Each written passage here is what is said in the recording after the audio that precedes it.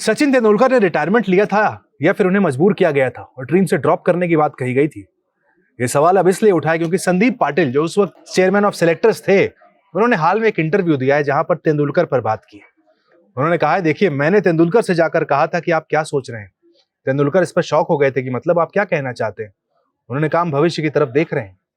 तो संदीप पाटिल ने यह भी कहा कि मैंने रिटायरमेंट को लेकर कभी नहीं कहा, लेकिन हाँ तेंदुलकर को जाकर हमने ही कन्वे कर दिया था। उन्होंने समय और तारीख भी बताई। उन्होंने कहा देखिए 2012 में जब इंग्लैंड की टीम भारत आई थी, भारत में हराकर चली गई थी, नागपुर टेस्ट के बाद मैं तेंदुलकर से बात करने के लिए गया। एंटी करप्शन यूनिट जो होती है वहां पर खिलाड़ियों से बात करने से पहले उनसे पूछना पड़ता है। मैंने इजाजत ली, फिर तेंदुलकर से बात करने के लिए मैं गया। वहां पर मैंने सचिन तेंदुलकर से उनके करियर को लेकर बात की। संदीप पाटिल ने कहा है, चेयरमैन ऑफ सेलेक्टर्स के तौर पर मैंने उनसे पूछा आपकी क्या योजनाएं हैं। चयन समिति ने फैसला किया है कि उनका योगदान टीम के लिए मददगार शायद नहीं होगा। संदीप पाटिल ने यह भी कहा कि तेंदुलकर इस पर हैरान थे। उनका हैरान होना जायज भी था क्योंकि शायद वो एक्सपेक्ट नहीं कर रहे थे कि इस तरह का कोई उनसे बातचीत करने के लिए कोई शख्स वहां पर आएगा। लेकिन संदीप पाटिल ने कहा कि मैं देखिए सेलेक्टर था, वहां पर मैं गया बात करने के लिए कि भाई मैंने पूछा क्या प्लान है आपके आगे के। इस पर उन्होंने कहा देखिए आप बताइए क्या कहना चाहते हैं आप। उन्होंने कहा कि तेंदुलकर ने उनसे पूछा क्यों। मैंने कहा कि समिति को लगा कि आपके स्थान पर किसी और को देखना चाहिए। यह सुनकर सचिन तेंदुलकर चौंक गए थे। उन्होंने फिर मुझे फोन किया और पूछा क्या आप सच कह रहे हैं। मैंने कहा हाँ। बाद में जब उन्होंने संन्यास लेने का फैसला किया तो उन्होंने मुझे फोन करके कहा सैंडी मैं संन्यास लेने की घोषणा कर रहा हूं।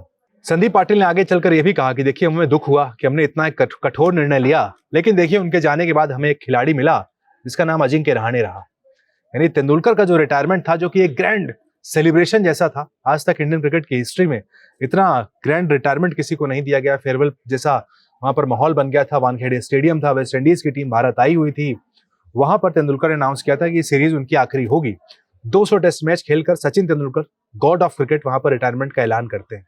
लेकिन अब यहाँ पर संदीप पाटिल आकर कहते हैं कि हमने उनसे बात की थी, उनसे योजनाओं पर बात की थी। उसके बाद तेंदुलकर ने ऐलान कर दिया था कि ठीक है वो अब रिटायरमेंट का ऐलान कर देंगे। उन्होंने ये भी कहा कि देखिए जो पाकिस्तान के खिलाफ 3 वनडे मैचों की सीरीज होने वाली थी, उसके पहले भी हमने चर्चा की थी, तेंदुलकर से बात की थी। हालांकि उस सीरीज के ठीक पहले तेंदुलकर ने अनाउंस कर दिया था कि वो अब ओडीआई क्रिकेट नहीं खेलेंगे। पहले उन्होंने वनडे से रिटायरमेंट का ऐलान किया था। उसके ठीक कुछ महीनों बाद यानी नवंबर में जाकर अगले साल उन्होंने टेस्ट क्रिकेट को छोड़ दिया था। संदीप पाटिल उस वक्त सेलेक्टर थे। उन्होंने कहा कि भाई उन्होंने कठोर निर्णय वहां पर लिया कि तेंदुलकर से जाकर बात की, क्योंकि तेंदुलकर का बल्ला उस तरीके से नहीं चला था। उन्होंने ये भी कहा कि बॉर्डर गावस्कर ट्रॉफी जो 2013 में खेली गई भारत में, जो हमने 4-0 से जीती थी, वहां पर भी तेंदुलकर का योगदान बैट से कोई बहुत बड़ा नहीं था। उन्होंने खुद बताया कि वहां पर तेंदुलकर ने 32 की औसत से सिर्फ 192 रन बनाए थे। ऐसे में अब देखिए वहां पर तेंदुलकर के बारे में सोचना सेलेक्टर का कर्तव्य था। सेलेक्टर ने वहां पर कठोर फैसले लिए। संदीप पाटिल इसके लिए जाने भी जाते हैं कि जब तक वो सेलेक्टर थे कई सारे बोल्ड डिसीजंस लेते हुए नजर आए थे। वहां पर कई सीनियर खिलाड़ी भी ड्रॉप हुए थे, हालांकि आरोप धोनी पर लगे थे, लेकिन वहां पर कई सारे खिलाड़ियों को ड्रॉप करके एक नई टीम बनाकर संदीप पाटिल इंडिया को देकर गए, जिस टीम ने बाद में आकर 2013 में चैंपियंस ट्रॉफी भी जीती थी। साथ ही साथ उसके बाद हमारी टीम एक बेहतर टीम बनने की तरफ बढ़ गई, बड़े बड़े खिलाड़ी जाते गए और ट्रांजिशन फेज को एक बेहतर तरीके से वहां पर संभाला गया।